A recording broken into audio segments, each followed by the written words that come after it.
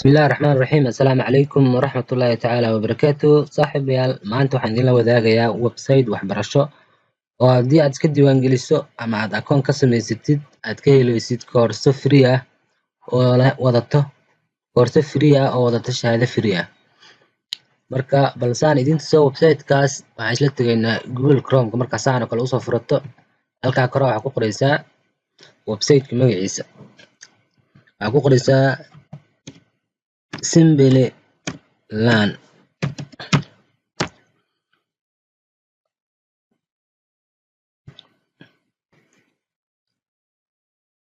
Markaas aad u geliso halkan ayuu ku keenayaa. Marka aad ku cusub tahay oo kale halkan log in ayaa ku dhufanaysaa.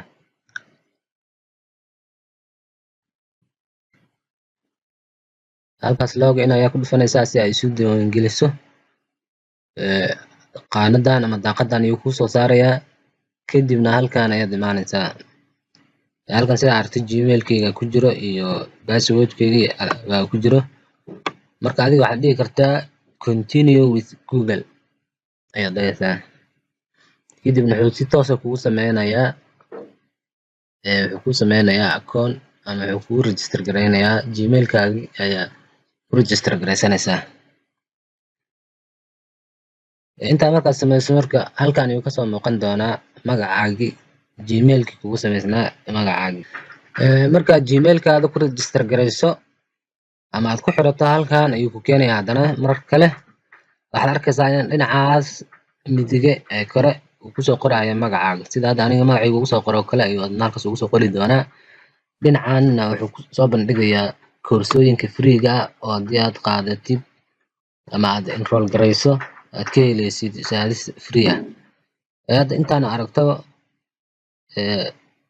aniga qaar ka mid aan sameeyey. Hadda midaan u koreyso business intelligence using Excel-ka ayaan hadda wadaa. How it can be used. So Excel, or you might have heard as spreadsheet, can be basically used for lot of different tasks than just storing the information in so-called tabular format. Now, Microsoft Excel is an application that is used for recording, analyzing, and visualizing. Waxaan hore u dhameeyey midaan hoose introduction to CSS iyo machine learning Python. Labadaas ayaan aniga dhameeyey shahaadooyin aan ka qaatay. Marka adigana haddii aad doonaysid koorsooyinka hadda halkan ka muuqda mid ka mid waa samayn kartaa. Fiidiyowyada iyo casharada ayaad daawanaysaa. Markii aad dhamaystiratana haddee website-ka wuxuu kusoo bandhigi doonaa assignment la rabo inaad ka shaqeyso. Assignment-gaas haddii aad ku guuleysato ood keento 80 dhibco ka sarreeyo waxaad yeelanaysaa inaad qaadato shahaado. Haddii laakiin assignment-ga aad ku fashilanto oo 80 wax ka hooseeya aad keentid shahaado laguma siinayo. Waxaa shahaadada ay u furan tahay inuu qaato qofka 80 iyo wax ka badan la imaado dhibcaha. Koorsooyinka hadda halkan ka muuqda hadday ku anfici waayaan ama aad ka heli weyso waxaad sameynaysaa midkaan u hooseeyo ayaad click siinaysaa si aad koorsooyinka hadda kuu muuqda kuwo kala duwan aad u aragto. Halkaan ku keenayaa marka hoos usoo soconaysaa halkaan ay ku qoran tahay explore this program ay ku dhufanaysaa.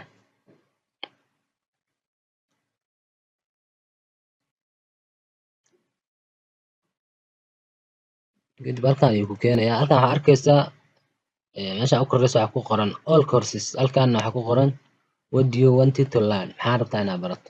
Marka halkaan waxaa ku qoraynaa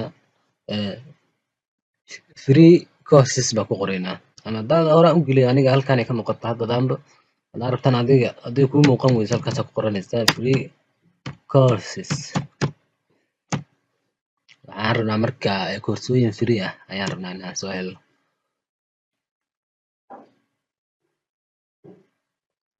Halkaan ayuu ku keenayaa. Halkaan ayaa ka arki doontaa koorsooyin tiro badan oo free ah shahaadooyinkoodana wato. Kuwan usoo horeeyo waa lacag. Marka waa ka gudbaynaa hoos u soo soco halkaan free ku qoran tahay cagaarka iyo freega ah kuwaas ayaad midkaa qabto aad enroll garayn kartaa ama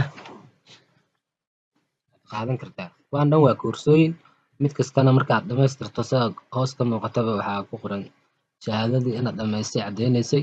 Laakiin shahaadadan mar walba waxay ku xiran tahay in koorsadii aad qaadatay assignmentigeedii aad si fiican uga shaqaysid, dhibco 80 ka badanna aad ka keensato. Saa arkayso kuwaas ah koorsooyinka freega.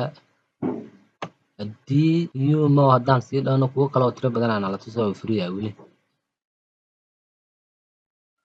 Kuwaas aad aragto Introduction to Digital Marketing Fundamentals waa badan yihiin. Hoos haddaan usoo soconno weliba kuwa waa muuqdaan kuwo free ah. UMO haddaan sii dhahno haddana kuwaas sida aragto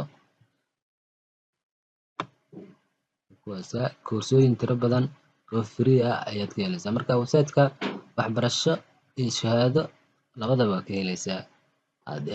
Maanta sida aragtaan dee adduunyada waxay noqotay waxbarashadii internetka ayaa sahlay. Waxbarashadii dee ayaantii hore laga yaabo dadkii hore inay kusoo rafaadi jireen.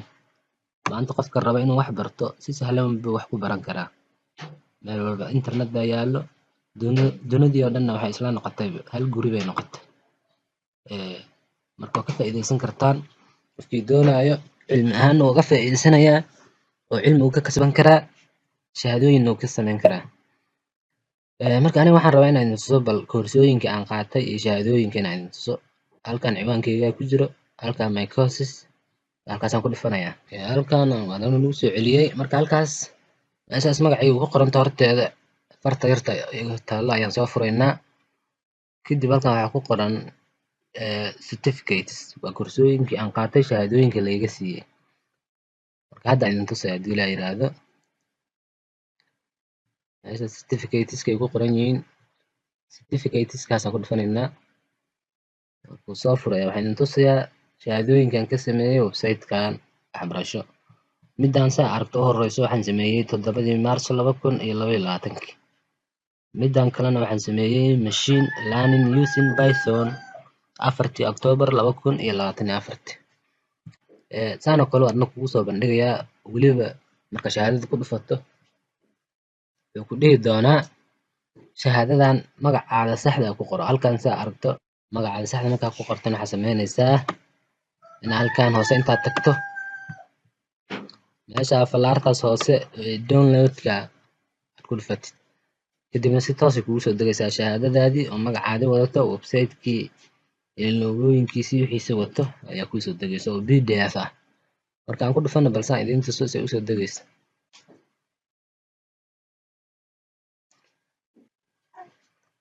Sidaa aragtay wataa shahaadadii ayadoo PDF ah ayay kombiyuutarkaada ama taleefankaada kuu soo gelaysaa. Sidoo kale ayaan idinka hilmaamin website-kan wuxuu leeyahay application ama app ayuu leeyahay Play Store-ka aad ka heli kartid. Magacaan Simply Learn haddaa ku qoratan aad soo heli kartid. Isagana halkaas qofkii taleefan haysta halkaas ku isticmaali karaa.